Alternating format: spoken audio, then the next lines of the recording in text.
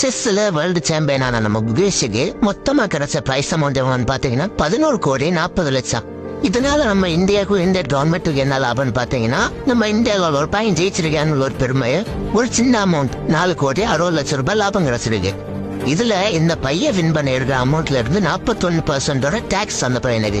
இது எப்படி இருக்குன்னா, திருட அவர் வீட்டுல போய் ரூபாய் எங்க இருக்குன்னு தெரியாம ஓனருக்கே போன் பண்ணி ரூபாய் கொடுப்பான்னு கேட்ட மாதிரி, தம்பி நல்லா விளையாடி ஜெயிச்சு உலக சாம்பியன் ஆயிருக்க, ஏதோ 11 கோடி எல்லாம் கொடுத்துறாங்களாமே, அதுல அக்கா பாதி எடுத்துக்கிறேன்டாங்கிற மாதிரி other source of income, health, education இந்த கேட்டகரி எல்லாம் வச்சு கிட்டத்தட்ட 41% அந்த பையன் வாங்கிடுறாங்க. அதே இவன் நான் வெளிநாட்டுல போய் லாட்டரியில அந்த ரூபாய் ஜெயிச்சுட்டு வந்தா, அவன் செஸ் உள்ளான டேபிள்ல இந்தியா கொடியை வச்சுக்கிட்டு தானே இந்தியாவை ரெப்ரசென்ட் பண்ணி விளையாடி ஜெயிச்சுட்டு வரான்.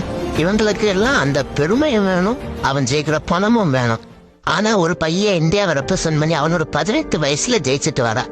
அதுக்கு அந்த ஃபெடரேஷன்